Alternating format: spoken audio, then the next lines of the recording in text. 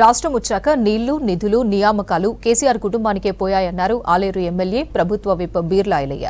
10 ఏళ్లలో రాష్ట్రంలో ఎలాంటి అభివృద్ధి జరగలేదని విమర్శించారు. ఓటమిని జీర్ణించుకోలేని బీఆర్ఎస్ నేతలు ప్రజలను సెంటిమెంట్తో రెచ్చగొడుతున్నారని మండిపడ్డారు.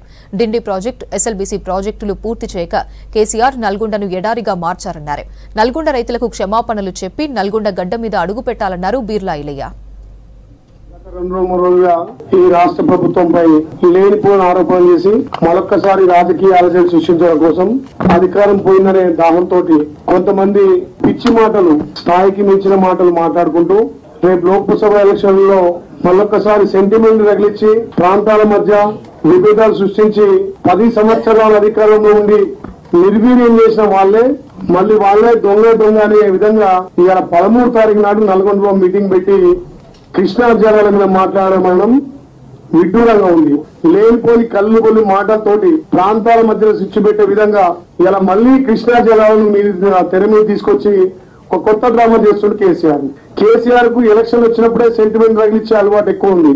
మరి 10 సంవత్సరాల అధికారంలో మీరు ఉమ్మడి నల్గొండ కృష్ణా జలాల విషయంలో ఎందుకు వాటా తేల్చలేకపోయారు? ప్రజలు అధికారం ఇచ్చారు. మా అదే పక్క రాష్ట్ర ముఖ్యమంత్రి జగన్మోహన్ రెడ్డి గారికి ఇంటికి పిలిచి విందిచ్చి చీకటి ఒప్పందాలు చేసుకుంది మీరు కాదా?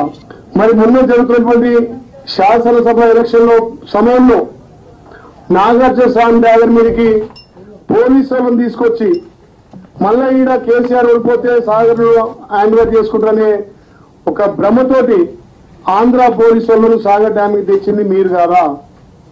జగన్ కి మీకున్నటువంటి లోపాయకార ఒప్పందం కాదా?